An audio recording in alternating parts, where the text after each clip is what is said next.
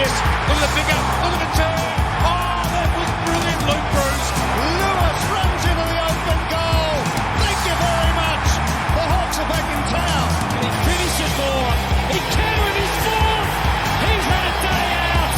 Scrimshaw, half the seas, went for home and nails it. He'll just set it up, looking for the high flyers. And Sicily soaring through the skies. The Warpino to finish it all off.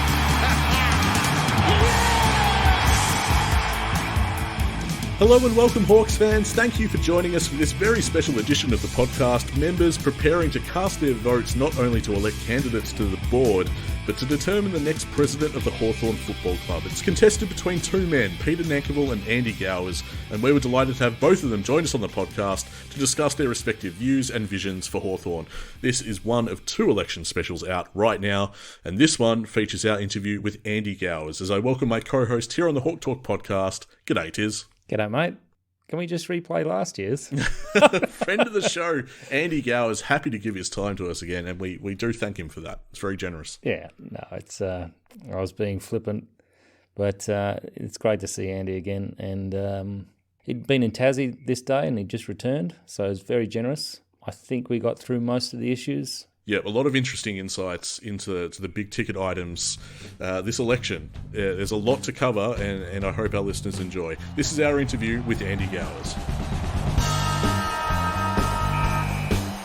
G'day, Andy, friend of the show, Andy Gowers. Welcome back. It's great to have you here again, and we're happy to talk all things election. This is a significant period for the club, and we're delighted to have you on board the podcast again. Thanks, Nick. I'm delighted to be here and to have this opportunity to reacquaint myself with you and your listeners is a wonderful opportunity. So thanks for having me. Now, this is at the tail end of a pretty massive day for you. You've returned from Tassie.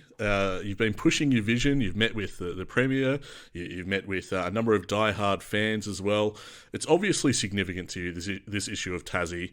Could you talk us through your plans and how you see our relationship with the state going forward? Well, the first point, I guess, is being the family club, one of the branches of our family is in Tasmania. And that's the way that I've been thinking about our Tasmanian friends who are members and fans of the club, just like we all are, based in Tassie. And the Tasmanian partnership between Hawthorn and the Tasmanian government, and I guess more specifically the Launceston and Northern Tasmanian area, has been an absolute winner for all parties. It's brought a lot of tourism to northern Tasmania and more broadly across Tassie in general, but specifically northern Tasmania. We now have almost 8,000 members in Tasmania. So that's an amazing community. Speaking of community, we've done a hell of a lot of work in the community of Tasmania, getting out amongst the schools and the towns. And it's the first stop off, it has been in the past, over the 22 years that we've been playing out of York Park, UTAS Stadium.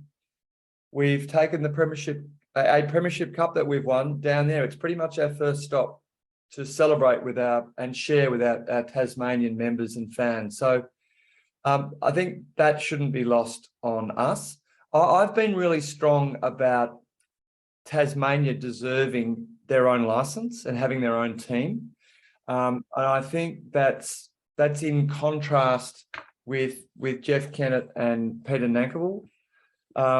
So I'm really pleased to let the Tasmanian football public know, and specifically the Hawthorn members know, based in Tassie, that I'm right behind a Tasmanian team, and I think it's long overdue. Yes, there are some commercials that need to be worked out, and it's not finalised yet. But if and when Tasmania gets granted a licence, and remember, there's a big stadium that will need to be delivered as part of that, it'll be a great thing for Tasmania. And we're looking to have our presence in Tasmania continue. Now, what that looks like is up in the air. So that I think everybody understands that.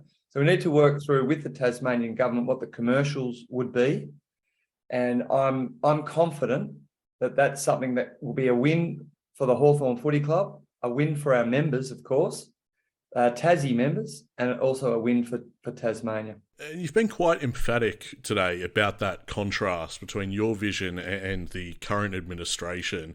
Could you speak to us a bit about that? It seems as though the insinuation was that the current administration has taken more of an interest now in everything Tassie, now that there's something on the line. Yeah, well, that's pretty clear, I think. You know, the Jeff and Peter, until recently, and Peter's been the one warming up to it a bit more, but the response and the attitude to a Tasmanian license, a Tasmanian team, I think describing it as lukewarm is probably overstating it. It's probably been less than lukewarm.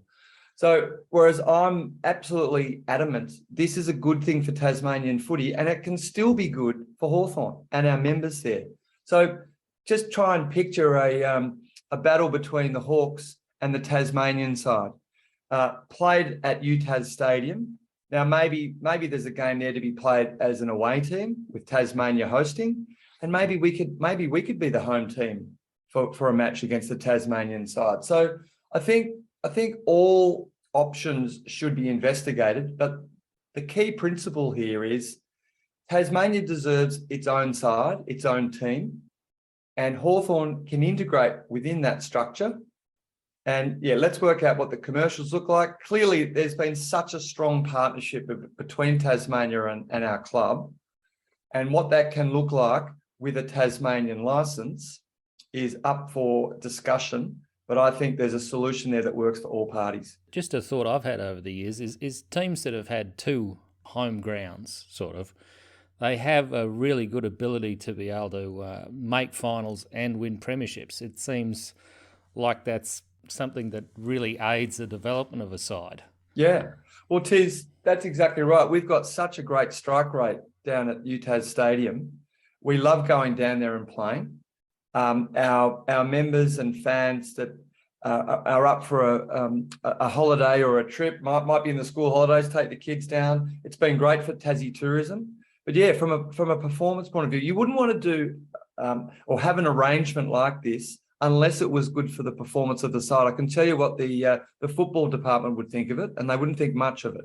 But that's what I mean. It has worked on every level. So I'm sure there's a way that can be found that helps all parties, and it's been a great model till now. And of course, you know, the bridge between now and the time when we expect a Tasmanian license to be granted and that team starts playing, there's still obviously a premier place for Hawthorn to hold in Launceston and then in broader Tasmania. Now, Tassie is just one of our homes, obviously. We're soon to have another in Dingley, the Kennedy Community Centre. It's obviously a project of enormous magnitude. How do you convince members to prioritise change over continuity as far as overseeing that project is concerned? Well, look, yeah, it is a massive project. I was part of the board that made the decision to buy the land in the first place. So, and that was a bit of a no-brainer, really, because, you know, Melbourne is expanding. As the crow flies, it is just slightly closer to the CBD than Waverley Park is. So, yeah, it's in the same kind of realm. And look, it would be just a fantastic facility for our future home. Now, this wasn't decided upon. The plans to build something like out at the Kennedy Community Centre wasn't decided upon in a hurry and without a hell of a lot of research. So an advance party was sent over overseas, and that included board members and players. And they went and had a look at some of the best sporting facilities, the best sporting homes in the world, including EPL soccer homes and NFL homes and so on. And so they came back armed with a whole heap of information based on what the best practice worldwide was for sporting clubs. One of the things that was identified was that you don't necessarily have to have your home base right next door to where you play, or even in the same postcode. And we already have that anyway with Waverley and the MCG, and indeed Tassie. So we were looking for a greenfield site, and a site with plenty of room.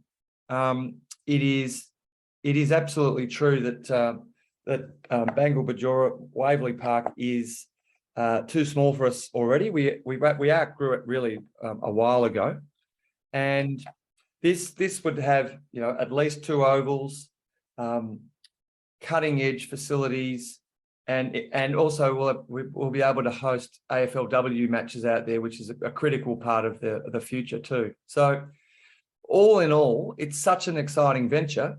But yeah, we need to work out the best way to fund it. And as I described yesterday, and has been picked up, at the moment we've got a black hole in the funding for it, and some of that is, I guess, allocated from the state government and others from benefactors. And unfortunately, we're seeing a bit of a barrier for that money to come through. And that's probably one of many factors that's delaying the development of the Kennedy Community Centre, unfortunately. Well, I anticipate your answer to this, but I'm going to ask it anyway. Are you satisfied with the progress of that project, and are you satisfied with the communication around it? Well, look, I mean, am I satisfied? I think it's taken longer than anybody would like. They're not easy projects, that's for sure. You can't just click your fingers and magically have a complete new headquarters. We've seen that with other clubs around the competition. But I think it's fair to say that we've dragged our heels a bit. And look, funding is clearly a major issue for this project. Now, the other thing that happens to coincide with a lack of funding and that black hole that I talked about is costs are going up. It's harder to get labour to deliver the project. And, we don't seem to be getting any closer as the days roll by. So that's disappointing. And, if I'm elected as president, I'd like to see what can be done to fast track things, doing it in a diligent way and a prudent way. We don't want to overstretch ourselves and overcommit, but let's get on with it. Let's raise those funds. Let's get the money in the coffers. Let's develop that site. Let's get our headquarters built. And it's such an exciting project. It really is. And the Kennedy Community Centre, it just reeks of history, but it also a promise of a really successful future as well. And look, that's a slight digression, but that's ultimately why I'm running. I'm running for a really bright future for our club. It'll be good to have a stable home as well, because we tend to shift fairly regularly. Well, look, we've had a few home grounds, although we've been very solid of recent history, of recent past. But yeah, so look, the move to Waverley was a big move from Glenferrie, and I know it was speaking to Michael Brown at the time, we had a sweetheart deal from a rental point of view. We have a lot of support and a lot of members based out in the east of Melbourne, so that corridor made a lot of sense for us to move out to and maintain a presence at Glenferrie Oval, which we've done for many years. We've had a merchandise shop there, Hawk's Nest outlet there for many years. We don't have it at the moment, but do we still have access to doing something there? Because I know there's a lot of old members who still live in the area that like some kind of touch point to the club. Yeah, well, that's something that I'd love to help drive. So I'm a really big, firstly, on the point of events, I'd love to see more events. I'd love to see us interact with our members more. I'd love to. In the old days, we had the social club on one side of the road and we had footy ground on the other side of the road. And there was I met you there as a kid. Oh, there you go. Well, there was a lot of in between, and I think that's where the family club descriptor was just so accurate and so apt. Well, all right, we're a much bigger beast now than we were in those days. I mean, just before the merger vote in 1996, we only had 11,000 members. So leading up to that time, we didn't even have that many. So we were a small club by membership standards in those days, and now we're pretty much almost 10 times that number in terms of members. So, all right, logistically, it's a bit harder, but we've also got great technology. We're recording this on Zoom right now. So there are ways to reach, and you're doing a podcast, there are ways to reach multiple members, multiple fans with smart use of technology. Yeah, because I think you've got to look at increasing the value of the membership. There's so many things competing with it, and we've seen this year the attendance to games has been lower, not necessarily just for Hawthorn, but across the board. Look, I don't disagree at all. And look, I'm not here to say I'm the answer to to building up our membership. And I know the membership department do an outstanding job. They really do. They're brilliant. We've been dealing with them recently.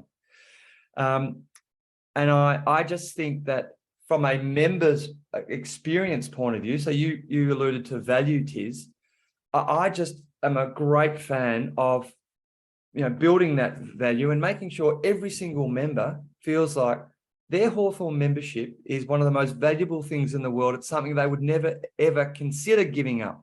And unfortunately, I've been contacted by hundreds of people since the news of my nomination became official. And unfortunately, some of those people, some have contacted me and some I have contacted. And unfortunately, there are too many of them that are not currently members. They're waiting to see what happens, and they are sitting on the sidelines. It's killing a lot of them. They'd much rather be supporting the club and being proud, passionate, and paid up. The paid up bit being the key bit from a membership point of view, but they haven't liked the period that we've been in of late. And to me, that's sad. So I'm going to be very, very strong on building that member value and making sure our membership department can help deliver on more events. There's going to be more work to be done, but that's okay. We're going to have plenty of volunteers. There will be plenty of people who are willing to help. And I think it's exciting. I really do. Andy, we're 12 months on from when this push for change first really ignited and started to take shape, and there was some success for sure. Kennett shaving a year off his term, Silk was elected to the board. Besides the circumstances around Nankivell being submitted for the presidency, what else have you seen over that past year that's given you some cause for concern? Look, I think just overall, Nick, we've seen some governance failures that I think the average member would understand that, not letting all the members know about the nominations process. So this is after the nominations committee I'm talking about. I'm just talking about an AGM, what the dates might be, and so on. So I think openness and transparency in general is something where we need a hell of a lot of improvement. So that's been really disappointing for me, and that's contributed to me getting to the point where I felt like I needed to put my hand up. I think that, I don't think it's a surprise at all that we've slipped down that ladder of respect. I've been using this phrase a bit lately because there's no official ladder of respect, is there? But I think we'd all agree we were higher up on it, 2 or 3 or 4 or 5 years ago than we are now. So that's disappointing. We haven't been able to pay the full amount of the soft cap. And okay, we understand the reasons for that. We had a financial agreement with Alistair Clarkson, but that's meant that our footy department in 2022 hasn't had the money that we would love it to have in order to invest in whether it be more coaches or more football resources to develop our young list. So there are a range of things like that I guess have led me to come to the conclusion that our club is not where we all want it to be, and I want it to be its best. I want it to be its best again, and I'm prepared and committed to doing what I can to bring the team along. And when I'm talking about the team, I'm talking about the club.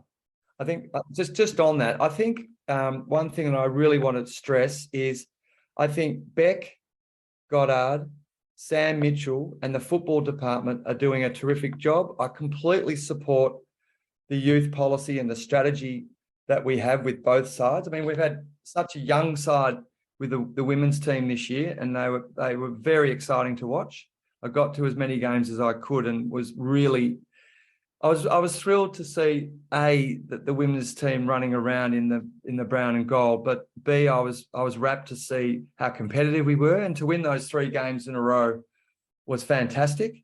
And then on the men's side of things, yeah, I think we outperformed where most of us thought we would, or what we would do.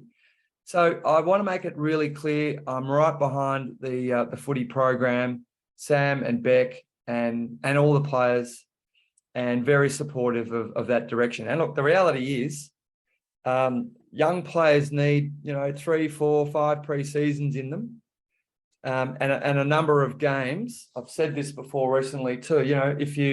If you look at the profile of the last 4 or 5 premiership teams, if you take out 2 or 3 of the oldest and 2 or 3 of the youngest, so take out both ends of, and some go back a couple of years, take out a Shawnee Burgoyne, that really makes sure he doesn't skew the numbers. The profile of a premiership team is around about 110 games for the rest of those players. So we don't have that much experience at the moment. So we need to build towards that. It's not to say we can't outperform and achieve that earlier than hitting that figure. Like 08? Like 08. So you're saying that the 20 by 50 is still in contention? Well, look, yeah, I'm amused. I think that what we focus on is the here and now. Let's work out where we're at. Let's make some short, maybe some medium-term goals. And look, if you look at our history, we won our first premiership in 1961, and we've been able to win at least one premiership in every other decade since. So our last flag being in 2015. We're now 7 years post that, and we're into the early 20s easily. No, we've got a good shot. Yeah. We've got a good shot, but it seems most board aspirants and both aspirants to the presidency, they all agree that the footballing decisions and where the department sits is pretty good. Yeah. So when you talk about the ladder of respect, are you speaking to the First Nations scandal or? Well, I think that's played a role, but I think there's a whole lot of things that have played a role. But if I could just address that very point, that is something that when I read that report, I was shocked by those stories that are in it. My heart goes out to everybody involved, and I not only welcome, but I look forward to everybody having their say. That hasn't been able to happen yet. So I'm glad that both sides of that story will get their opportunity to address that report, and we need to make some decisions, and based on the recommendations that come from that independent AFL panel. So I think that's a good process that is now happening, where we'll get an independent assessment of it. If there are things that we need to respond to that are difficult for our club, we'll face them in the best possible manner, with care, with empathy, with respect, and with speed as well. We want to get on with things, but we don't want to shy away from any wrongs from the past either. So it's a very, very complex area, and so I do look forward to the recommendations from the AFL panel. But if I could just make a comment too about the fact that it seems like we're celebrating the fact that right now we're culturally safe, and of course I welcome the likes of a Carl Amon joining our club. That speaks to the fact that yes, it probably is culturally safe. But that term culturally safe, I don't see that as a particularly high benchmark. I think we should be aiming a lot higher than that. I'd like to hear us saying we're the industry leader. We are the benchmark in the AFL when it comes to our Indigenous relations. So that's one of many reasons why I'm endorsing the policy of us having a full-time Indigenous relations general manager who would report directly to our CEO. I think that's a really good idea, and it will add so much more to our club. It really will. So, and for all the right reasons, it's doing the right thing. So, I think it's one of many reasons why we have drifted down that ladder of respect, and that's one of the things I'd be looking to change as president, is getting us right to the top of that ladder of respect. So last year you were campaigning for the board, and then withdrew the challenge to aid Ian, who was very enthusiastically supported by Hawks for Change. Ian's been quite quiet over the last 12 months. Are we going to hear something from him in the next week? You've already been supported by, or given your support to Ed Sill, and James Molino has supported you, and you have supported James Molino. Are we expecting to hear from Ian?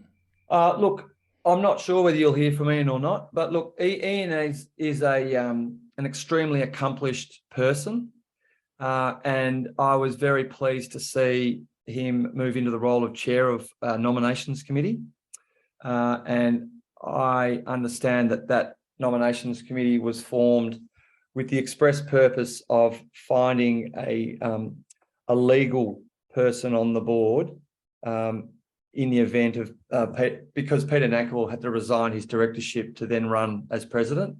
So it would have left a vacuum in terms of that legal expertise. So I was rapt to see that Ian had taken that chairmanship on of that committee. And look, I'm sure when the time comes, you'll hear from Ian in due course about whatever topic is relevant. But look, that process last year, I think, was a really good result for our club, and my understanding is, I don't have the exact numbers, but my understanding is that yes, he was voted in quite strongly, and that doesn't surprise me at all. I'm pleased to hear you talk about the portfolios on the board, because I think that's a very good model going forward, and that's something I was going to ask you about, how you'll build a board under your leadership. But as there's so many who've come through Jeff's presidency, are you looking to sort of overhaul a few other positions going forward, or how will it be that you sort of I don't know. There seems to be some division on the board at the moment. How will you handle that going forward?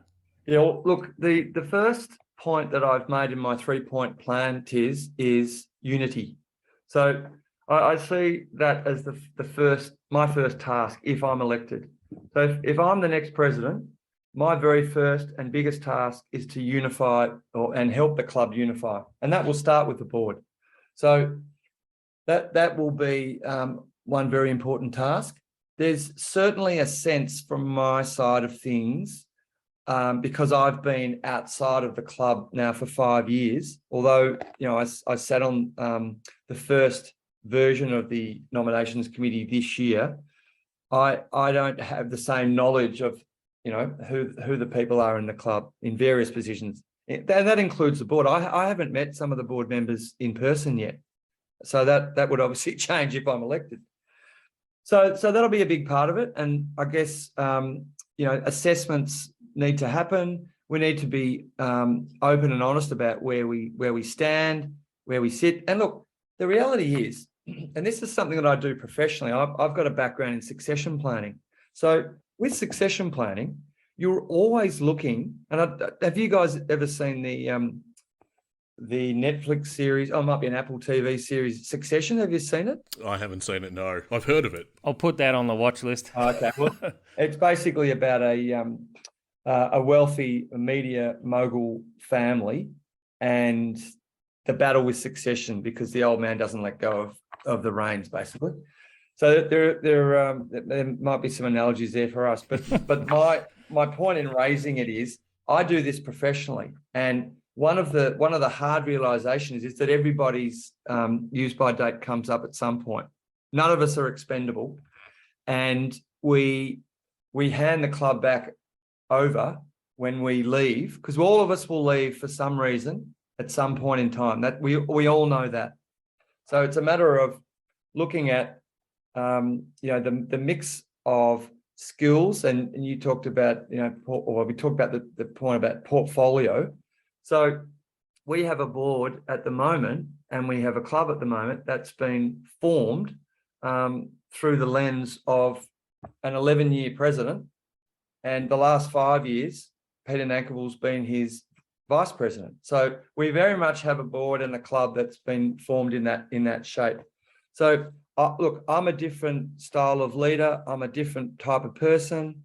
I'm sure I'll have different views, but that's okay. And I do this professionally. So the starting point with succession planning is what is best for the club, which is really easy to say, but it's much harder to actually follow through. Well, let's talk about difference in a general sense. In what ways do you feel that your vision and your opponent's vision for the club diverge? I mean, you're both fundamentally Hawthorn people and well-intentioned as far as the future of this club goes, but where do you think you guys differ? Well, let me first say, and I've said this to Peter in person, this is not a personal thing. We've actually been friends for a long time. It's more a case of, I think what this club needs at the moment is a bit more footy knowledge. He's a lawyer.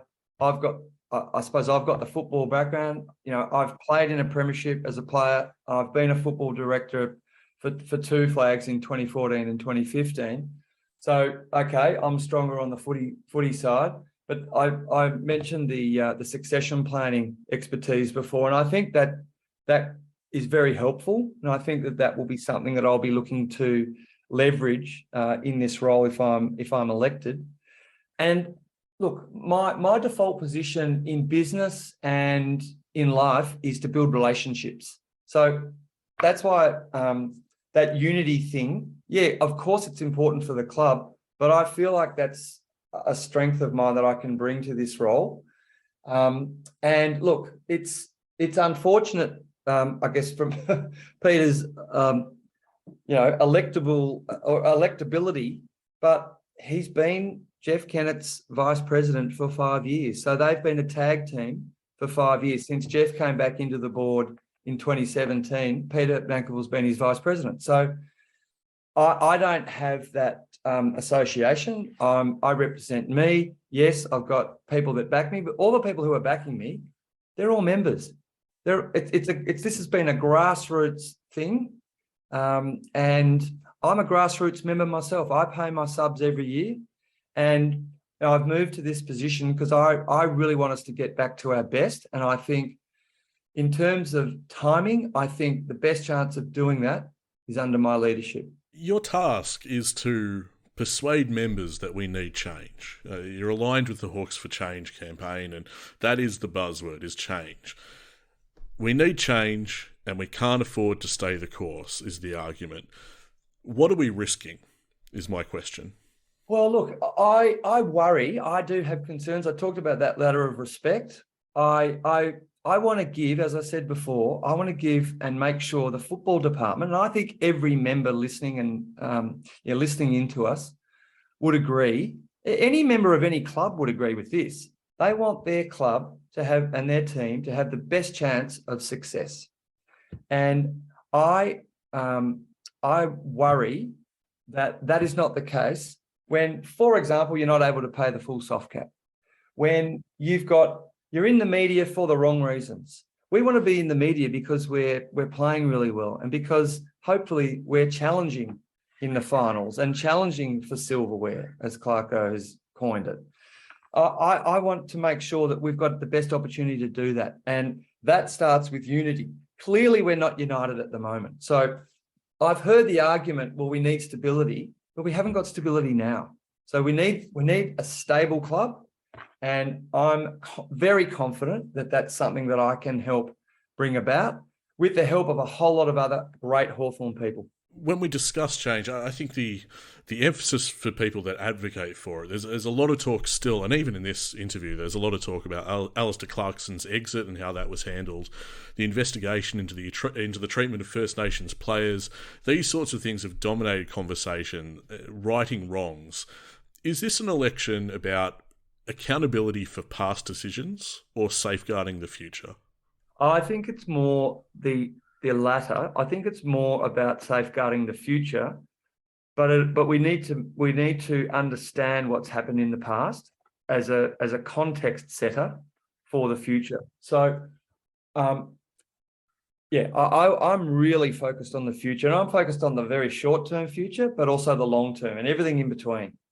So, you have to understand where you've come from to work out where you're going, and I think I've got a good handle on that. And I share the how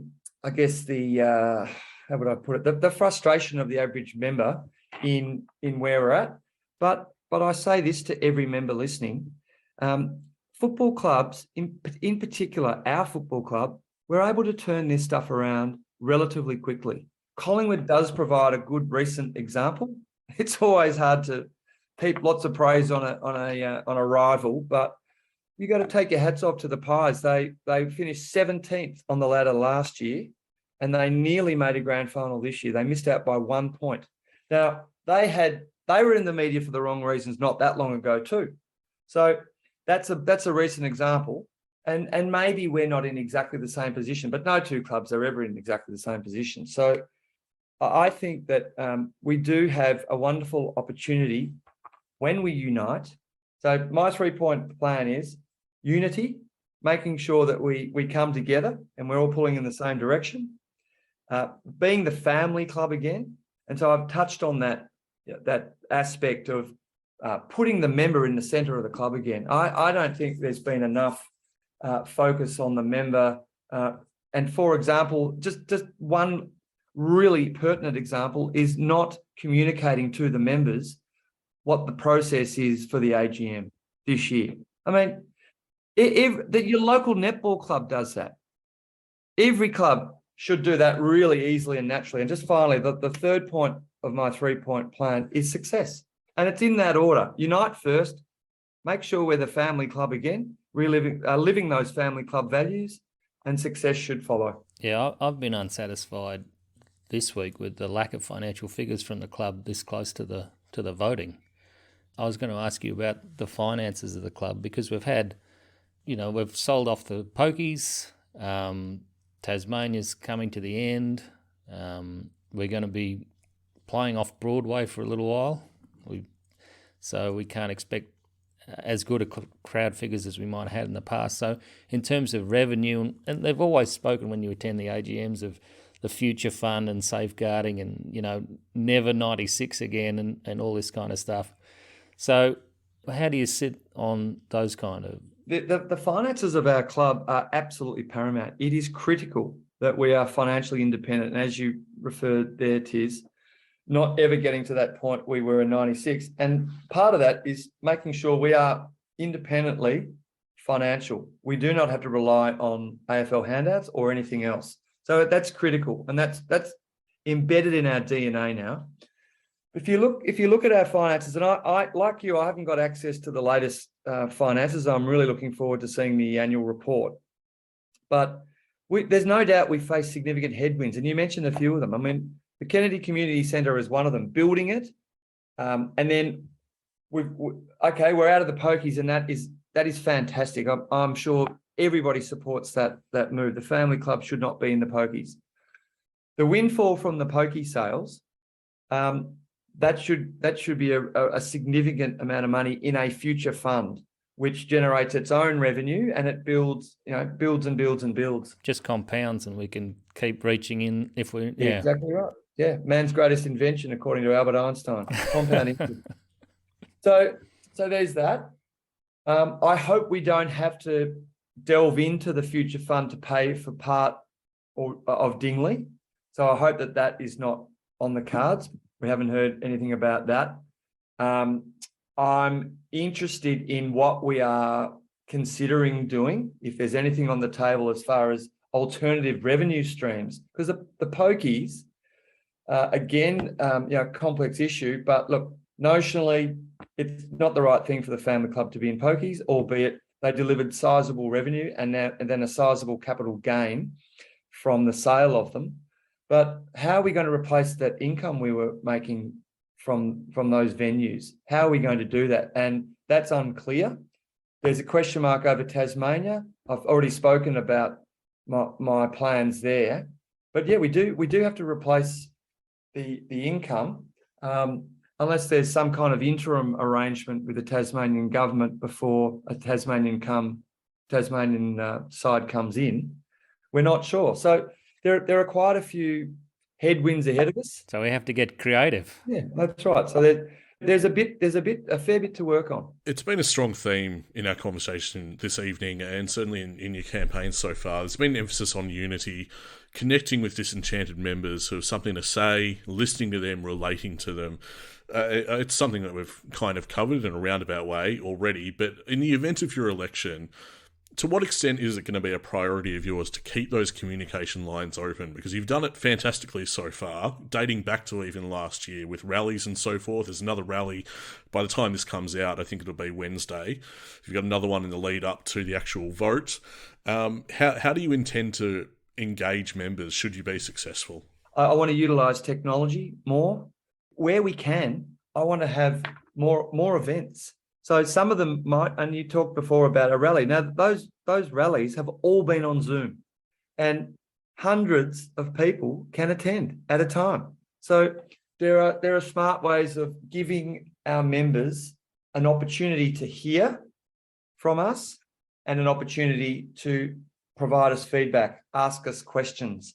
Now, no matter what format you use, it's always problematic. Who's asking the questions? How long do they go for? What topics? But there'll be a way to do this where we can share information, receive feedback, and so on. I think there's a big well that's not dived into too much, and that's the past success, past players, things like that, dissemination of their stories. I used to go to past players events. I haven't been to many recently, but they're usually great. Yeah, they're always great. And everyone loves those odd stories.